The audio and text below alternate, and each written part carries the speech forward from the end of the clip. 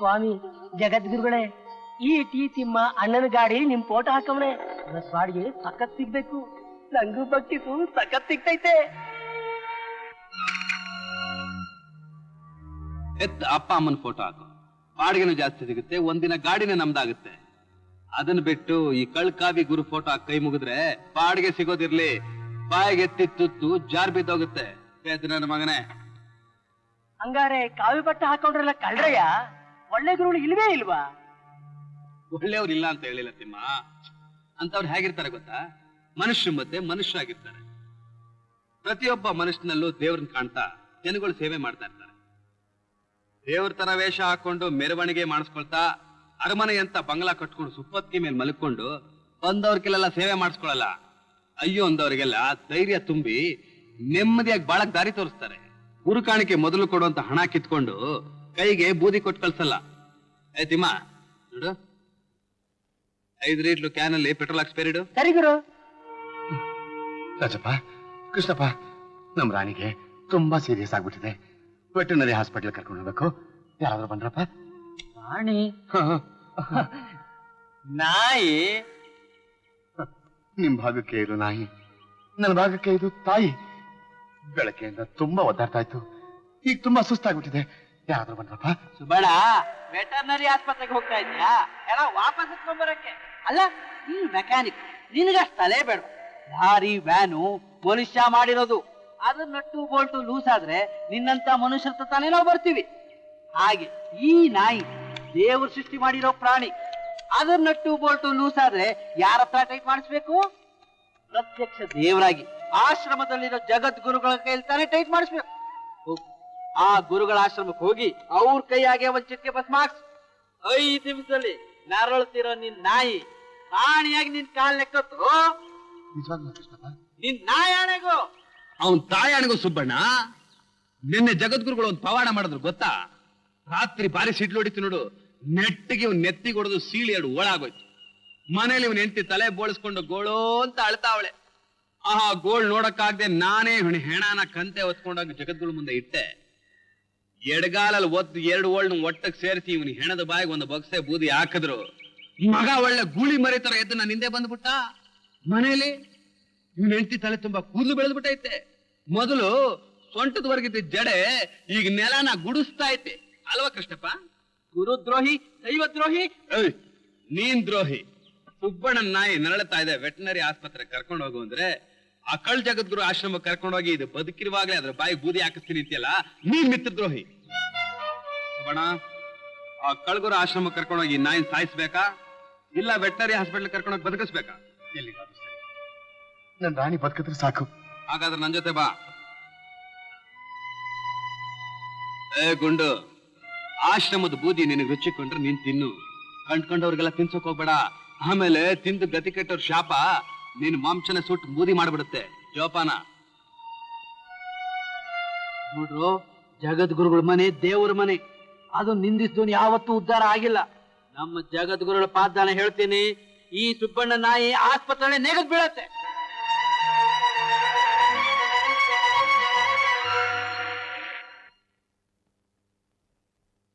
ಇದು skin disease, dermatitis ಅಂತ. 1-3 ದಿವಸ ಅಡ್ಮಿಟ್ ಮಾಡಿ, ಎಲ್ಲ ಸರೋಗುತ್ತೆ. ಏನು ಯೋಚನೆ ಮಾಡಬೇಡಿ. ಏನು ಯೋಚನೆ ಮಾಡ್ಬೇಕಾಗಿಲ್ಲ. ಆದ್ರೂ ಇವಳನ್ನ 3 ದಿವಸ ಹೇಗೆ ಬಿಟ್ಟಿರೋದು ಡಾಕ್ಟ್ರೆ? ರೋಸಿ, ಬೇಗ ಮನೆಗೆ ಬಂದ್ಬಿಡಮ್ಮ. ಒಳ್ಳೆ ನಮಸ್ಕಾರ. ನೋಡಪ್ಪ, ಇದನ್ನ ವಾರ್ಡ್ ನಂಬರ್ 2 ತಗೊಂಡೋಗು. ಡಾಕ್ಟ್ರೆ, ನನ್ ರಾಣಿಗೆ ಬೆಳಗ್ಗೆಯಿಂದ ಜ್ಞಾನ ತಪ್ಪಿದೆ. ಗುರು, ಏನಪ್ಪ ಇಲ್ಲಿ? ನಮ್ಮ ಮೆಕ್ಯಾನಿಕ್ ಸುಬ್ಬಣ್ಣ ನಾಯಿಗೆ ಹುಷಾರಿಲ್ಲ, ಕರ್ಕೊಂಡ್ಬಂದಿದ್ದೀನಿ. ಇದು ನೀವಿಲ್ಲಿ? ನಮ್ಮ ರೋಸಿಗೆ ಹುಷಾರಿರ್ಲಿಲ್ಲ, ಅಡ್ಮಿಟ್ ಮಾಡಿ ಹೋಗ್ತಾ ಇದ್ದೀನಿ. ಆಗಿದೆಯಾ? ನೀವು ಗ್ಯಾರಂಟಿ ಕೊಟ್ಟ ಮೇಲೆ ಬಾಡಿಗೆ ಓಡಿಸೋಕೆ ಒಂದು ಟ್ಯಾಕ್ಸಿ ಸಿಕ್ತು. ವಿದ್ಯೆ ಇದ್ರು ಅನ್ನ ಸಂಪಾದನೆ ಮಾಡಕ್ಕಾಗದೆ ಅಲಿತಿದ್ದೆ. ನಿಮ್ಮ ಅನುಗ್ರಹದಿಂದ ನಾನು ಒಬ್ಬ ಮನುಷ್ಯನಾದೆ. ಅಪ್ಪ ಅಮ್ಮನ ಸಾಕೋ ಶಕ್ತಿನೂ ಪಡ್ಕೊಂಡೆ. ಇದ್ರಲ್ಲಿ ನನ್ನ ಅನುಗ್ರಹ ಏನಪ್ಪಾ ಬಂತು? ಅಪ್ಪ ಅಮ್ಮನ ಸಾಕೋ ಶಕ್ತಿ ಪಡ್ಕೊಂಡೆ ಅಂದ್ಯಲ್ಲ, ಅದು ನಿನಗೆ ಬದುಕಿನಲ್ಲಿ ನಿಯತ್ತಿತ್ತು, ಅದೃಷ್ಟ ಹುಡುಕೊಂಡು ಬಂತು ಅಷ್ಟೇ. ಏ ಬಿಟ, ನಾನೇನ್ ಬರ್ತೀನಿ. ನಮಸ್ಕಾರ. ಎಮ್ಮೆಲೆ ನಾಗಣ್ಣವ್ರಲ್ವಾ? ಹಾ, ಅವರೇ ದೇವ್ರಂತ ಮನುಷ್ಯ. ಹಾಗಿಲ್ಲ ಅಂದ್ರೆ ನಮ್ ಜಗದ್ಗುರುಗಳ ಮಾತಿಗೆ ಬೆಲೆ ಕೊಟ್ಟು ತಮಗ್ ಬಂದಂತ ಮಂತ್ರಿ ಪದವಿನ ಕಾಂಟ್ರಾಕ್ಟರ್ ಶಂಬೈನವ್ರಿಗೆ ಬಿಟ್ಕೊಟ್ಟು ಅವ್ರ್ಯಾಕ್ ಬರೀ MLA ಆಗಿರ್ತಿದ್ರು? MLA ಆದ್ರೆ ಏನಂತೆ, ಅವ್ರ ಜನಗಳ ಕಷ್ಟ ಸುಖಕ್ಕಾದಂಗೆ ಬೇರೆ ಯಾವ ಮಂತ್ರಿಗಳು ಆಗ್ತಾ ಇಲ್ಲ. ಪುಣ್ಯಾತ್ಮ.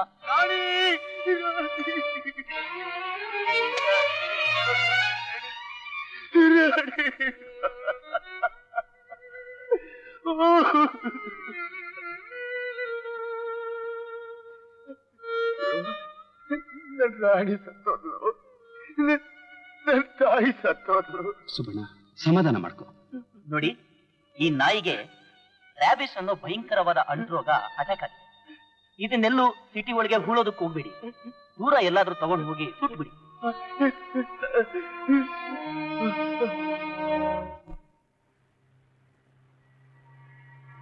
ನಾನು ತಾಳಿ ಕಟ್ಟಿದ ಹೆಂಡತಿ, ಅವಳ ಗಂಡನ ಸ್ಥಾನಕ್ಕೆ ನಾನು ಅನ್ಫಿಟ್ ಅಂತ ಪಕ್ಕದ ಮನೆಯವನ ಜೊತೆ ಓಡೋದು. ಇದ್ದು ಒಬ್ಬ ತಮ್ಮ, ಅವನ್ನ ಚೆನ್ನಾಗಿ ಓದಿಸಿ ಮದುವೆನೂ ಮಾಡಿದೆ. ಅವನು ಹೆಂಡತಿ ಗುಲಾಮನಾಗಿ ಅತ್ತೆ ಮನೆ ಸೇರ್ಕೊಂಡು ಸೇವೆ ಮಾಡ್ತಾ ಇದ್ದಾನೆ. ಆದ್ರೆ ನಾನು ತಿಂದು ಮಿಕ್ಕು ತುತ್ತನ್ನ ತಿಂದು ಸಾಯೋವರೆಗೂ ನನ್ನ ಹತ್ರ ನಿಯತ್ತಾಗಿತ್ತು. ನಾನು ನಿನ್ನ ಮಾತು ಕೇಳಿ ಕೆಟ್ಟೆ. ನನ್ನ ರಾಣಿನ ಆ ಹಾಳು ಆಸ್ಪತ್ರೆಗೆ ತಗೊಂಡು ಹೋಗಿ ಬಲಿ ಕೊಟ್ಬಿಟ್ಟೆ. ಅಂದ್ರೆ ಆ ಜಗದ್ಗುರು ಆಶ್ರಮ ಕರ್ಕೊಂಡೋಗಿ ಒಂದ್ ಚಿಟಿಕೆ ಭಸ್ಮ ಹಾಕ್ಸ್ಬಿಟ್ಟಿದ್ರೆ ನಿನ್ ರಾಣಿ ದೊಡ್ಡಾಗ್ಬಿಡ್ತಿದ್ದ? ಖಂಡಿತ. ಕೃಷ್ಣಪ್ಪ ಹೇಳಿಲ್ವಾ, ಜಗದ್ಗುರುಗಳು ಮಹಾತ್ಮರು ಅವ್ರು ಕೊಡೋ ಭಸ್ಮದಲ್ಲಿ ಮಹತ್ವ ಇದೆ ಅಂತ. ನಾನು ಕೃಷ್ಣಪ್ಪನ ಮಾತನ್ನ ಕೇಳಿ ಆಶ್ರಮಕ್ಕೆ ಹೋಗಿದ್ದಿದ್ರೆ ನನ್ ರಾಣಿ ಖಂಡಿತ ಬದುಕ್ತಾ ಇದ್ಲು. ಸರಿ,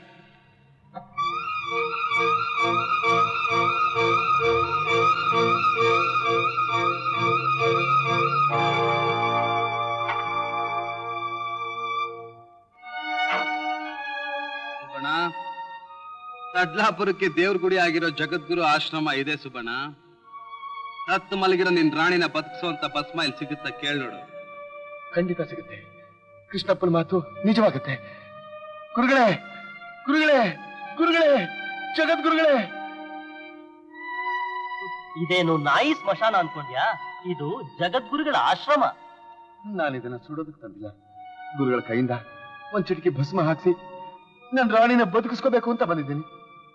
ಸತ್ತು ನಾಯಿನ ಬದುಕ್ಸೋದೆ? ನಿಮ್ಗೆಲ್ಲ ಬೇರೆ ಕೆಲಸ ಇಲ್ವೇನ್ರಿ? ಹೋಗ್ರಿ ಹೋಗ್ರಿ, ಹೆಣನ ಒಳಗ್ ತಂದ್ರೆ ನಮ್ ಪವಿತ್ರವಾದ ಆಶ್ರಮಕ್ಕೆ ಪಾಪ ಸುತ್ಕೊಂಡ್ಬಿಡುತ್ತೆ. ನಡಿ.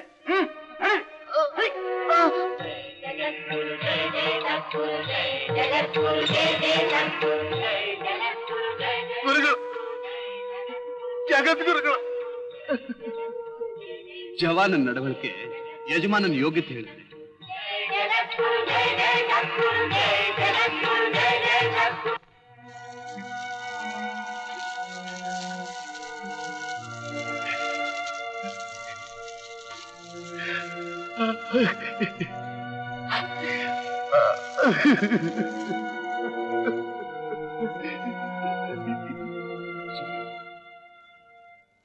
ಆ ಜಗದ್ಗುರು ಕೈಯಾರ ಒಂದ್ ಚಿಟಿಕೆ ಭಸ್ಮ ಹಾಕ್ತಿದ್ರೆ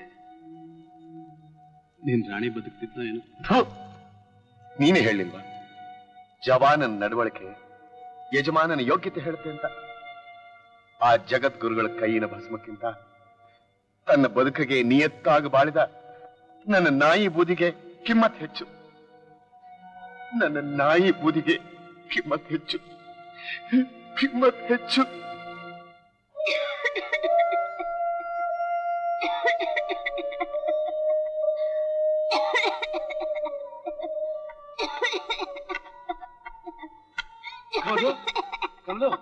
ಏನಾಗ್ತಿದ್ಯಾ? ಏನಾಗ್ತಿದ್ಯಾ? ನೀರ್ ಬೇಕೆ? ಸರೋಜ, ನಿಮ್ಮ ಅಮ್ಮನ ಕುಡಿಯೋದಕ್ಕೆ ಒಂದ್ ಲೋಟ ನೀರು ತಗೊಂಬಮ್ಮ.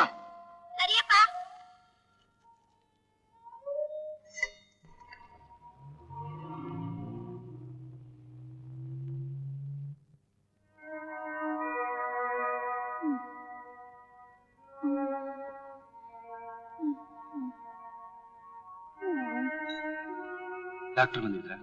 ಬಂದಿದ್ರು. ಏನಂದ್ರೆ?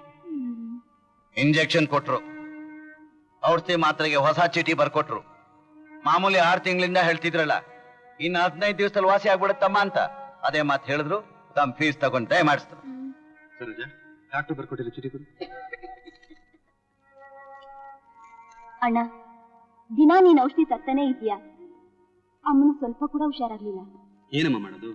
ಅಮ್ಮನ ದೊಡ್ಡ ಆಸ್ಪತ್ರೆಗೆ ಅಡ್ಮಿಟ್ ಮಾಡೋಣ ಅಂದ್ರೆ ಆ ನರಕಕ್ಕೆ ಹೋಗಲ್ಲ ಅಂತಾಳೆ. ಸರೋಜ, ನಾನು ಹೋಗ ಔಷಧಿ ತರ್ತೀನಿ. ನಮ್ಮನ್ನು ಉಳಿಸ್ಕೋಬೇಕು ಅನ್ನೋ ಮನಸ್ಸಿದ್ರೆ ನಾ ಮೊದಲೇ ಹೇಳಿದಾಗೆ ಜಗದ್ಗುರುಗಳ ಆಶ್ರಮಕ್ಕೆ ಹೋಗಿ ಅವರ ಆಶೀರ್ವಾದ ಪಡೆದು ಅವರ ಕೈಯಾರ ಒಂದು ಚಿಟಕಿ ಭಸ್ಮ ತಗೊಂಡ್ ಬಾ. ದೇವ್ರು ಒಳ್ಳೇದ್ ಮಾಡ್ತಾನೆ. ಅಪ್ಪ, ತನ್ನ ಹೊಟ್ಟೆ ಪಾಡ್ಗೆ ಕಾವ್ಯ ಹಾಕೊಂಡು ಆಟ ಕಟ್ತಿರೋ ಕಪಟಿ ಒಬ್ಬ ಜಗದ್ಗುರು. ಅವನಿರೋ ಜಾಗ ಆಶ್ರಮ, ಅವನು ಉದುರಿಸೋ ಬೂದಿ ಪ್ರಸಾದ. ಇಂಥ ಮೂಢನಂಬಿಕೆ ಇಟ್ಕೊಂಡೆ ನೀವು ನಮ್ಮಮ್ಮ ಹೀಗಾಗಿರೋದು.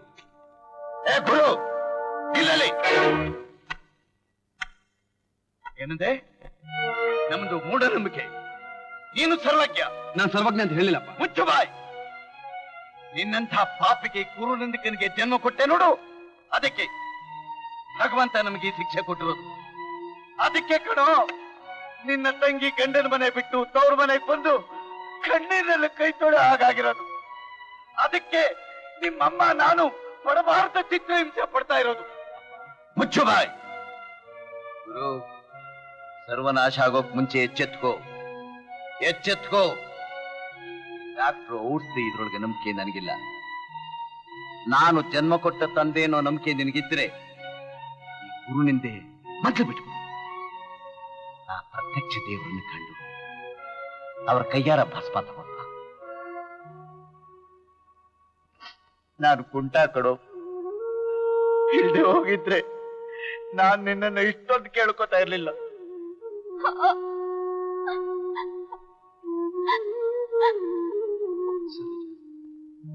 ಅಣ್ಣ, ಮಾತ್ಗೂ ಅಪ್ಪ ಅಮ್ಮನೇ ದೇವ್ರು, ಬೇರೆ ದೇವ್ರಿಲ್ಲ ಅಂತೀಯಲ್ಲ. ಆ ಅಪ್ಪ ಅಮ್ಮನ ಸಮಾಧಾನಕ್ಕಾದ್ರು ನೀನು ಆಶ್ರಮಕ್ಕೆ ಹೋಗ್ಬಿಟ್ಟು ಬರ್ಬಾರ್ದ? ಆ ಜಗದ್ಗುರುಗಳ ಕೈಯಿಂದ ಒಂದ್ ಚಿಕ್ಕಿ ಭಸ್ಮ ತಗೊಂಡ್ ಬರ್ಬಾರ್ದ? ಅಲ್ಲ, ನೀ ಕೆಮ್ಮೆ ಸಾಯೋ ಸ್ಥಿತಿಗೆ ಬಂದ್ರು ನಿನ್ ಮಗನ ಬುದ್ಧಿಗೆ ಬರಲ್ಲ ಕಡೆ. ಅವ್ನ ನನ್ ಮಾತು ಕೇಳಲ್ಲ ಕಡೆ.